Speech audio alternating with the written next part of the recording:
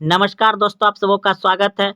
Bihar board inter परीक्षा 2 फरवरी 2024 को द्वितीय पाली में राजनीतिक शास्त्र यानी पॉलिटिकल साइंस का परीक्षा हो चुका है। तो दोस्तों, आप सभी को इस बार 100 ऑब्जेक्टिव प्रश्न पूछे गए थे, जिसमें से कि आपको मात्र 50 प्रश्न का सही उत्तर कहीं भी से देना था। तो हम आप सभी को 100 में 100 का सही उत्तर बताने जा रहे हैं। अगर आपके पास सेट नंबर डी है तो सेम टू सेम प्रश्न मिलेगा।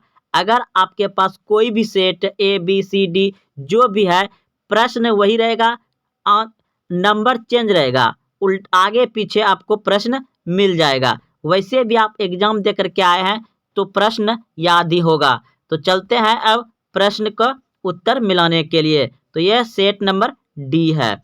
तो देखिए, पहला प्रश्न आपको पूछा गया था कि भारत में राजनीतिक सत्ता का प्रमुख स्रोत कौन है? भारत में राजनीतिक सत्ता का प्रमुख स्रोत कौन है? तो इस प्रश्न का उत्तर हो जाएगा संविधान। ऑप्शन नंबर बी सही है, संविधान हो जाएगा। अगला प्रश्न है 2 नंबर। निम्न में से कौन भारतीय राजनीतिक व्यवस्था की विशेषता नहीं है? कह रहा है प्रश्न में कि निम्न में से कौन भारतीय राजनीतिक व्यवस्था की विशेषता नहीं है?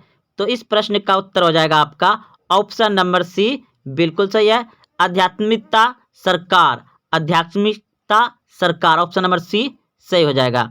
अगला प्रश्न है कि भारत के संदर्भ में निम्न में से कौन धर्मनिरपेक्ष शब्द का सही भाव व्यक्त करता है? भारत के संदर्भ में निम्न में से कौन धर्मनिरपेक्ष शब्द का सही भाव व्यक्त करता है? तो इनमें आप सभी देख रहे हैं कि दिया गया है भारत में धार्मिक विविधता, भारत में राज्य का कोई धर्म नहीं, भारत में सभी धर्मों के प्रति सम्मान भाव है।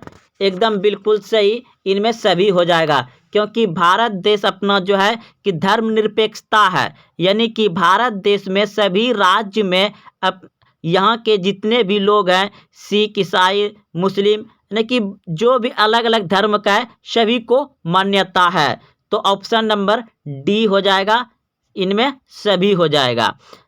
अगला प्रश्न है, भारत की संघात्मक व्यवस्था निम्नलिखित में से किससे प्रभावित है? भारत की संघात्मक व्यवस्था निम्नलिखित में से किससे प्रभावित है? तो कनाडा से, ऑप्शन नंबर ए सही है, कनाडा। अगला प्रश्न है, भारत में न्यायिक पुनरीक्षण की संकल्प किस देश से ली गई है? भारत में न्यायिक पुनरीक्षण की संकल्पना किस देश से ली गई है? तो इस प्रश्न का उत्तर हो जाएगा अमेरिका। ऑप्शन नंबर सी सही है, अमेरिका। अगला प्रश्न है, पंचायती राज निम्न में से किस सूची में शामिल है? पंचायती राज निम्न में से किस सूची में शामिल है? तो राज्य सूची में, ऑप्शन नंबर सी सही हो जाएगा, राज्य सूची में शामिल है। अगला प्रश्न है 7 नंबर, किस अनुसूची में दल बदल विरोधी कानून संबंधी प्रावधान है? किस अनुसूची में दल बदल विरोधी कानून प्रावधान है? तो इस प्रश्न का उत्तर हो जाएगा आपका 10वीं अनुसूची में। 10वीं अनुसूची में दल बदल कानून का प्रावधान है। अगला प्रश्न है 8 नंबर, निम्नलिखित में से कौन सा विषय सामवर्ती सूची में शामिल है? निम्नलिखित में से कौन सा विषय सामवर्ती सूची में शामिल है? तो 8 नंबर का हो जाएगा शिक्षा, यानी कि सामवर्ती सूची में केंद्र सरकार और राज्य सरकार दोनों आता है, तो शिक्षा दोनों का कर्तव्य है, राज्य सरकार और केंद्र सरकार, तो सामवर्ती सूची में शिक्षा आता है। अगला प्रश्न है, किस अनुच्छेद के तहत अखिल भारतीय सेवाओं का प्रावधान किया गया है?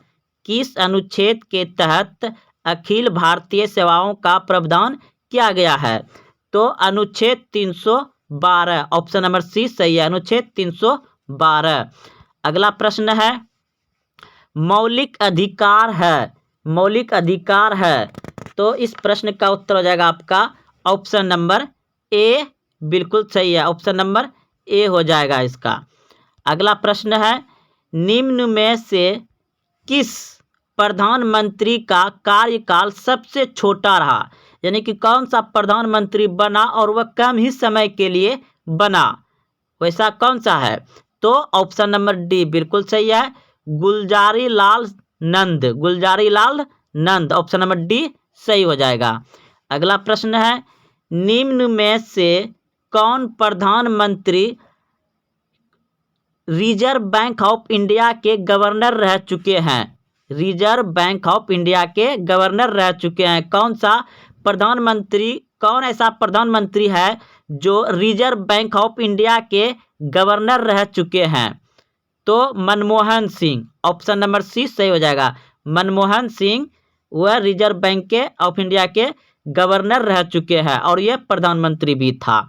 अगला प्रश्न है 13 नंबर, नोटों को विकल्प के रूप में सबसे पहले कब अपनाया गया? नोटों को विकल्प के रूप में सबसे पहले कब अपनाया गया? तो इस प्रश्न का उत्तर हो जाएगा 2013 में, ऑप्शन नंबर बी सही है। अगला प्रश्न है, भारत और पाकिस्तान के बीच विवाद का मुख्य मुद्दा क्या है? भारत और पाकिस्तान के बीच विवाद का मुख्य मुद्दा क्या है? तो आतंकवादी है, सीमा विवाद है, जम्मू कश्मीर के बारे में जानते करते हैं, और जल विवाद भी है, यानी कि इनमें सभी है, इनमें सभी हो जाएगा, ऑप्शन नंबर डी सही है। पाकिस्तान का इन तीनों विवाद में विवादी चल रहा है। अगला प्रश्न है, देखिए प्रश्न बहुत अच्छा है, कारगिल विजय दिवस कब मनाया जाता है? कारगिल विजय दिवस कब मनाया जाता है? तो कारगिल विजय दिवस मनाया जाता है 26 जुलाई को, ऑप्शन नंबर ए सही है, 26 जुलाई को जो कारगिल युद्ध हुआ था 1999 में, तो 26 जुलाई को मनाया जाता है। अगला प्रश्न देखिए, भारत के किस राष्ट्रपति ने पॉकेट वीटो का प्रयोग किया था? भारत के किस राष्ट्रपति ने पॉकेट वीटो का प्रयोग किया था? तो इस प्रश्न का उत्तर हो जाएगा ज्ञानी Zail Singh, Giani Zail Singh, option number B सही है, ज्ञानी जेल सिंह ने।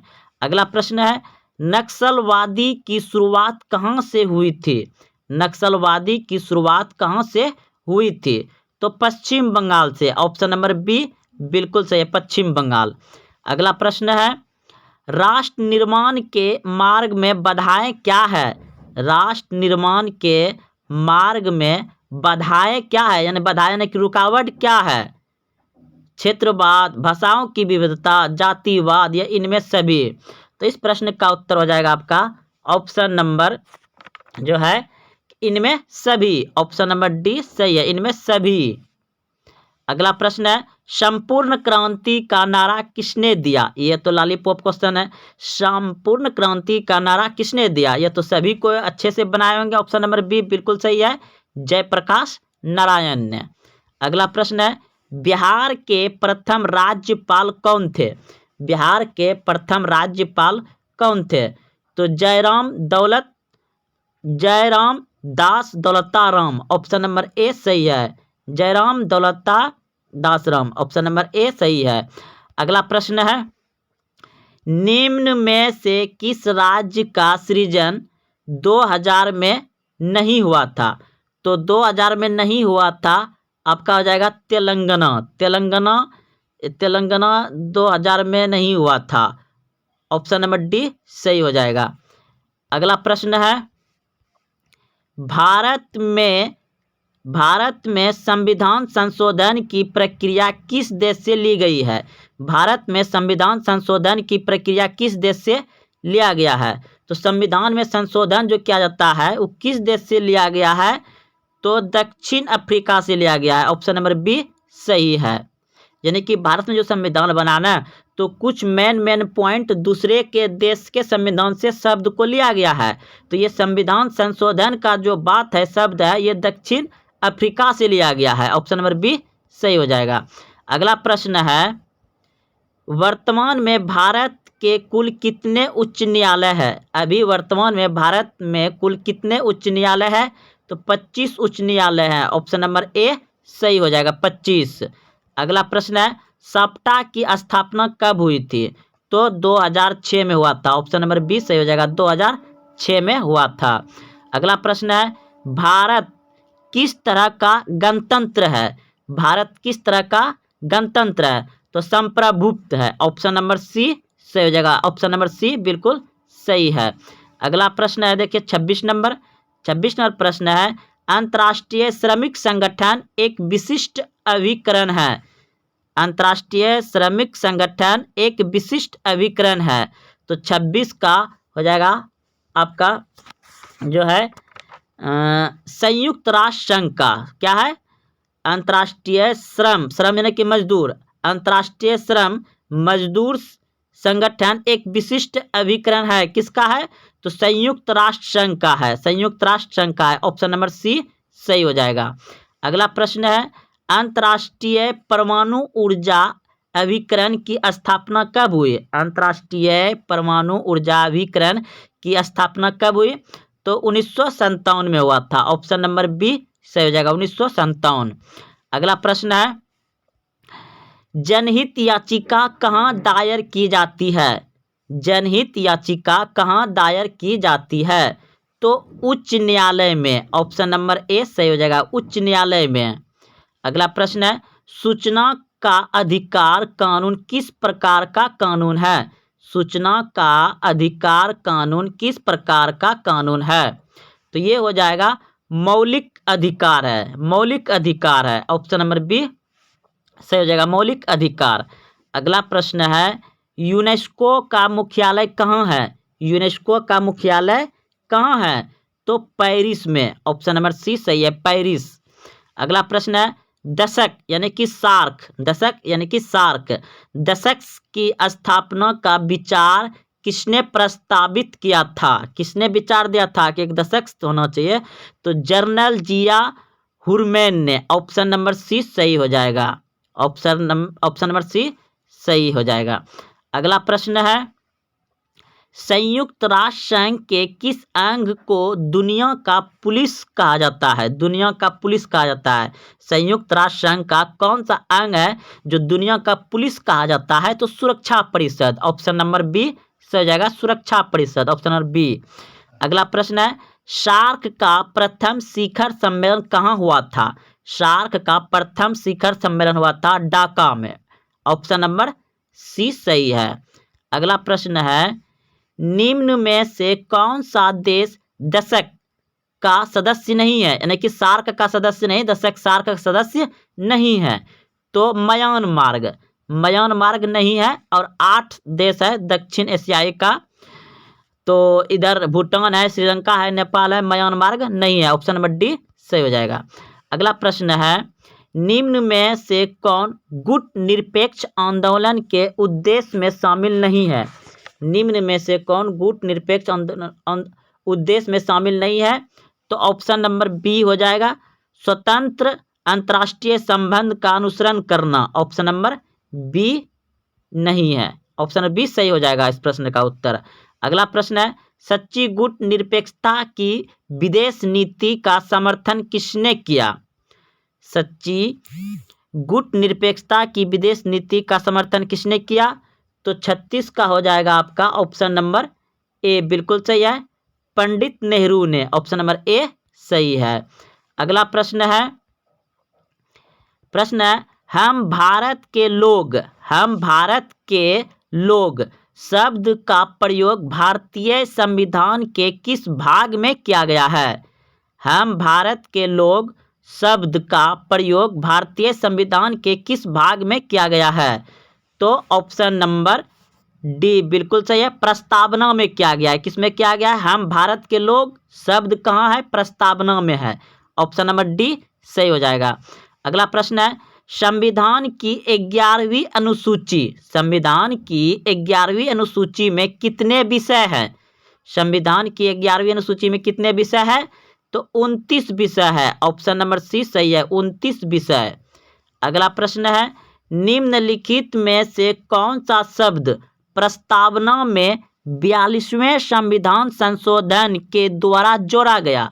कौन सा शब्द 42वां संविधान संशोधन करके जोड़ा गया है? तो समाजवाद जोड़ा गया है। ऑप्शन नंबर ए सही हो जाएगा, समाजवाद जोड़ा गया है। अगला प्रश्न है, संविधान को पवित्र दस्तावेज किसने कहा? संविधान को पवित्र दस्तावेज किसने कहा? तो B.R. अम्बेडकर ने कहा। ऑप्शन नंबर ए सही है, B.R. अम्बेडकर ने कहा। अगला प्रश्न है, केंद्र राज्य संबंध किस अनुसूची में शामिल है? केंद्र राज्य संबंध किस अनुसूची में है?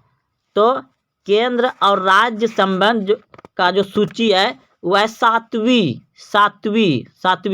ऑप्शन नंबर ए सही है। अगला है 42 नंबर प्रश्न है, कौन सा अनुच्छेद भारतीय संविधान की आत्मा के रूप में जाना जाता है? कौन सा अनुच्छेद भारतीय संविधान की आत्मा के रूप में जाना जाता है? तो 42 का हो जाएगा ऑप्शन नंबर सी, बिल्कुल सही है, अनुच्छेद 32 को भारतीय संविधान की आत्मा कहा जाता है, अनुच्छेद 32 को। अगला प्रश्न है, अध्यादेश जारी करने का अधिकार राष्ट्रपति का कौन सा अधिकार है? तो विधायी अधिकार है। ऑप्शन नंबर ए सही हो जाएगा। अध्यादेश जारी करने का अधिकार राष्ट्रपति का कौन सा अधिकार है? तो विधायी। ऑप्शन नंबर ए सही हो जाएगा। अगला प्रश्न है, अध्यक्षात्मक शासन का उदय सर्वप्रथम किस देश में हुआ? तो अमेरिका में। ऑप्शन नंबर ए सही हो जाएगा, अमेरिका। अगला प्रश्न है 45 नंबर प्रश्न है, एक्ट ईस्ट नीति किस प्रधानमंत्री द्वारा शुरू की गई थी? एक्ट ईस्ट नीति किस प्रधानमंत्री द्वारा शुरू की गई है? तो नरेंद्र मोदी के द्वारा किया गया है। ऑप्शन नंबर डी सही हो जाएगा। अगला प्रश्न है, 17वीं लोकसभा का चुनाव कब हुआ था? 17वीं लोकसभा का चुनाव कब हुआ था? तो 2019 में हुआ है। 17वीं लोकसभा का चुनाव कब हुआ था? 2019 में। अगला प्रश्न है, आम आदमी पार्टी को राष्ट्रीय पार्टी का दर्जा कब मिला? आम आदमी पार्टी को राष्ट्रीय पार्टी का दर्जा कब मिला? तो 2023 में ही मिला है, पिछले साल। ऑप्शन नंबर डी सही है। अगला प्रश्न है, वर्तमान में भारत में कितने राष्ट्रीय दल है? अभी वर्तमान में भारत में कितने राष्ट्रीय दल है? तो 8 दल है। ऑप्शन नंबर डी सही है, 8। अगला प्रश्न है, नीति आयोग की स्थापना कब हुई? नीति आयोग की स्थापना कब हुई? तो 2015 में हुआ है। ऑप्शन नंबर बी सही है, 2015 में नीति आयोग की स्थापना हुआ है। अगला प्रश्न है, ताशकंद समझौता किन देशों के मध्य हस्ताक्षरित हुआ था?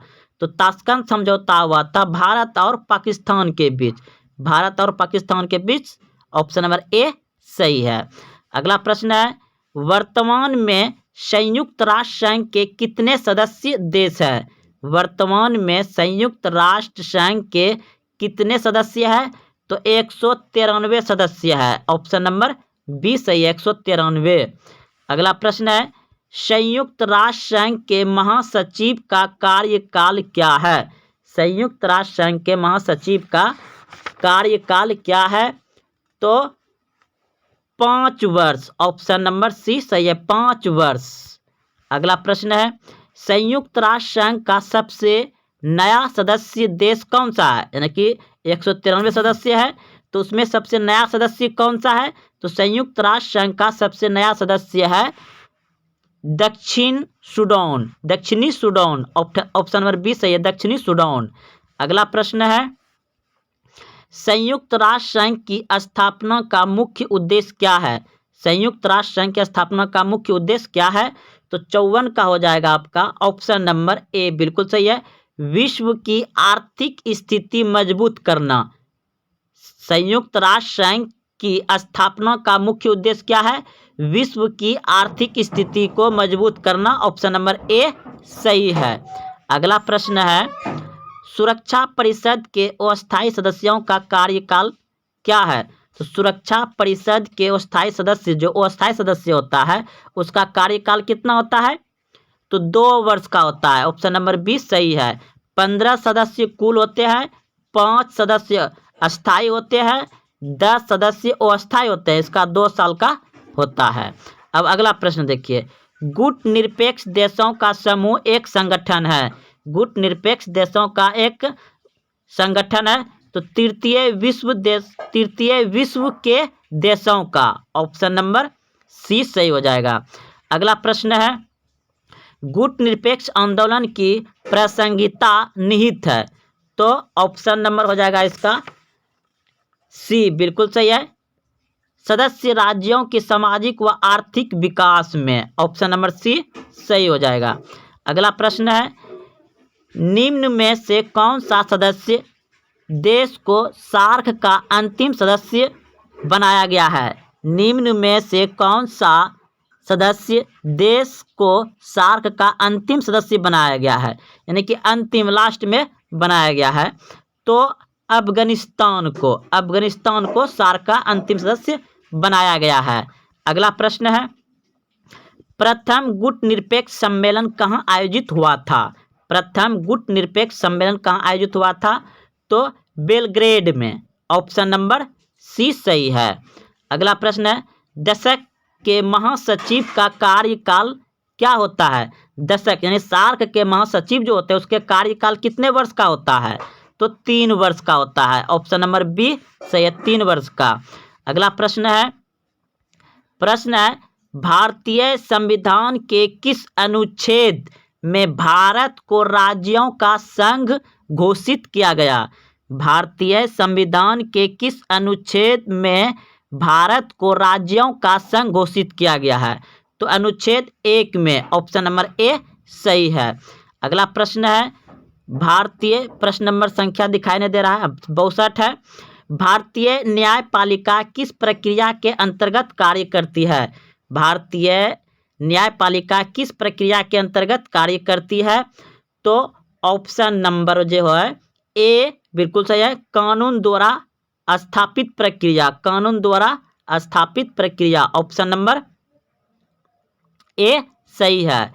अगला प्रश्न है 63 नंबर, भारतीय संविधान की किस सूची पर केंद्र और राज्य दोनों कानून बना सकते हैं? भारतीय संविधान की किस सूची पर केंद्र और राज्य दोनों कानून बना सकते हैं? तो सामवर्ती सूची में। ऑप्शन नंबर सी सही है। केंद्र सरकार और राज्य सरकार दोनों कानून बना सकते हैं किस पे? सामवर्ती सूची में। अगला प्रश्न देखिए, अगला प्रश्न क्या है, किस संविधान संशोधन द्वारा नगर निकायों को संवैधानिक दर्जा दिया गया है? नगर निकायों को संवैधानिक दर्जा दिया गया है। तो 74वां संविधान संशोधन, यानी कि 74वां संशोधन में दिया गया है नगर निकायों को दर्जा। अगला प्रश्न है, नगर निगम की स्थापना के लिए कम से कम कितनी जनसंख्या आवश्यक है? तो नगर निगम के लिए देखिए, कहीं 3 लाख से अधिक है और 3 लाख से ज़्यादा हो सकता है। ऑप्शन नंबर ए सही है। और कहीं 5 लाख आता है, तो आपका ऑप्शन नंबर ए ही सही रहेगा। अगला प्रश्न है, भारत की विदेश नीति के मूल सिद्धांतों को समावेश संविधान के किस अनुच्छेद में किया गया है? भारत की विदेश नीति के मूल सिद्धांतों का समावेश संविधान के किस अनुच्छेद में किया गया है? तो अनुच्छेद 51 में किया गया है। अगला प्रश्न है 67 नंबर, भारतीय विदेश नीति आधारित है तो गुट निरपेक्षता पर। ऑप्शन नंबर सी सही है। अगला प्रश्न है, 1971 के भारत पाक युद्ध में किस नए देश का जन्म हुआ? 1971 के भारत पाक युद्ध में किस नए देश का जन्म हुआ? तो बांग्लादेश का। ऑप्शन नंबर बी सही है, बांग्लादेश। अगला प्रश्न है, संयुक्त राष्ट्र संघ की स्थापना कब हुई थी? संयुक्त राष्ट्र संघ की स्थापना कब हुई थी? तो ये आप सभी भी जानते हैं, 24 अक्टूबर 1945 को। ऑप्शन नंबर ए सही है। अगला प्रश्न है, संयुक्त राष्ट्र महासभा का मुख्यालय कहाँ स्थित है? संयुक्त राष्ट्र महासभा का मुख्यालय कहाँ स्थित है? तो न्यूयॉर्क में। ऑप्शन नंबर ए सही है। संयुक्त राष्ट्र महासभा का मुख्यालय कहाँ स्थित है? न्यूयॉर्क में। ऑप्शन नंबर ए सही हो जाएगा। अगला प्रश्न है, संपत्ति के अधिकार को कानूनी अधिकार कब बनाया गया? संपत्ति के अधिकार को कानूनी अधिकार कब बनाया गया? तो 1978 में। ऑप्शन नंबर बी सही हो जाएगा, 1978 में। अगला प्रश्न है, निम्न में से किस देश ने दोहरी नागरिकता का सिद्धांत स्वीकार नहीं किया? निम्न में से किस देश ने दोहरी नागरिकता का सिद्धांत स्वीकार नहीं किया? तो भारत देश ने। ऑप्शन नंबर ए सही हो जाएगा, भारत देश ने दोहरी नागरिकता का सिद्धांत स्वीकार नहीं किया था। किसने? अपना देश भारत। अगला प्रश्न है, मौलिक अधिकार से संबंधित अनुच्छेद है। मौलिक अधिकारों से संबंधित अनुच्छेद है। तो ऑप्शन नंबर ए बिल्कुल सही है, 12 से 35। अनुच्छेद 12 से 35। ऑप्शन नंबर ए सही हो जाएगा। अगला प्रश्न है, निम्न में से कौन मौलिक अधिकारों का संरक्षक है? निम्न में से कौन मौलिक अधिकारों का संरक्षक है? तो उच्चतम न्यायालय। उच्चतम न्यायालय यानी ऑप्शन नंबर डी सही हो जाएगा, उच्चतम न्यायालय। अगला प्रश्न है, नीति निर्देशांक सिद्धांत का उद्देश्य है। नीति निर्देशक सिद्धांत का उद्देश्य है। तो 75 का हो जाएगा आपका ऑप्शन नंबर सी बिल्कुल सही है, सामाजिक और आर्थिक लोकतंत्र स्थापित करना। ऑप्शन नंबर सी सही है। अगला प्रश्न है 76 नंबर, राज्य के नीति निर्देशक तत्व का उल्लेख है। राज्य के नीति निर्देशक तत्व का उल्लेख है। तो अनुच्छेद 3651 में। अनुच्छेद 3651 में। ऑप्शन नंबर बी सही हो जाएगा। अगला प्रश्न है, भारतीय संविधान में कितने मौलिक कर्तव्य का उल्लेख है? भारतीय संविधान में कितने मौलिक कर्तव्य का उल्लेख है?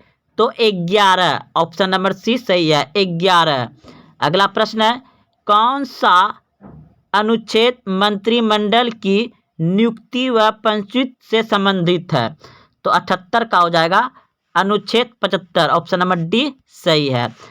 अगला 79 नंबर प्रश्न है, भारत के प्रथम कानून मंत्री कौन थे?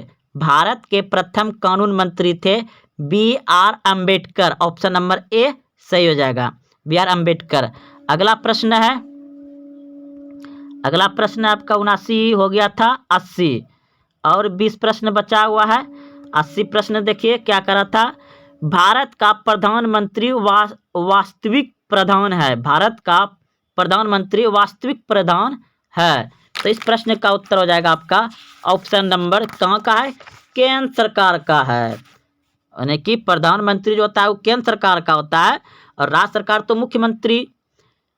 तो ऑप्शन नंबर बी सही हो जाएगा, केंद्र सरकार का। भारत का प्रधानमंत्री वास्तविक प्रधान कहाँ का है? केंद्र सरकार का। अगला प्रश्न देखिए, अगला प्रश्न कहाँ है? 81 है। अनुच्छेद 75 के 81 नंबर प्रश्न है, अनुच्छेद 75 के अनुसार मंत्रियों को नियुक्त करने का अधिकार किसे प्राप्त है? यानी कि अनुच्छेद 75 के अनुसार मंत्रियों को नियुक्त करने का अधिकार किसे प्राप्त है? तो 81 का हो जाएगा आपका ऑप्शन नंबर ए बिल्कुल सही है, राष्ट्रपति। यानी कि अनुच्छेद 75 राष्ट्रपति से ही संबंधित है। तो ऑप्शन नंबर ए सही हो जाएगा। अगला प्रश्न देखिए 82 नंबर, राष्ट्रीय पंचायती राज दिवस कब मनाया जाता है? राष्ट्रीय पंचायती राज दिवस कब मनाया जाता है? तो 24 अप्रैल को। ऑप्शन नंबर बी सही हो जाएगा, 24 अप्रैल। अगला प्रश्न देखिए, निम्न में से किस राज्य में विधान परिषद है? निम्न में से किस राज्य में विधान परिषद है? तो बिहार में है, महाराष्ट्र में है, आंध्र प्रदेश में है, इनमें सभी हो जाएगा। ऑप्शन नंबर डी सही है, इनमें सभी में विधान परिषद है। अगला प्रश्न है 84 नंबर, बिहार विधानसभा में कुल सदस्य की संख्या कितनी है? बिहार विधानसभा में कुल सदस्यों की संख्या कितनी है? तो 243 है। ऑप्शन नंबर ए सही है, 243। अगला प्रश्न देखिए, भारत में सूचना का अधिकार कानून कब लागू हुआ?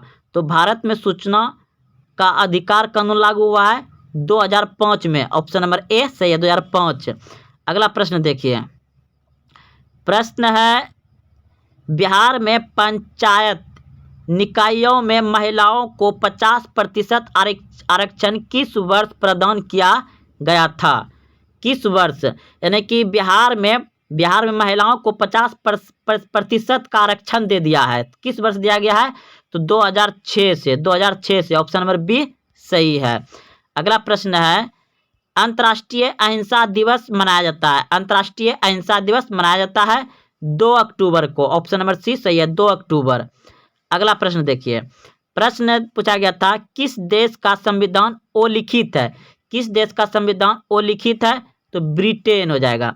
ब्रिटेन शायद, हाँ ठीक है, ब्रिटेन हो जाएगा। ब्रिटेन का अलिखित संविधान है। देखिए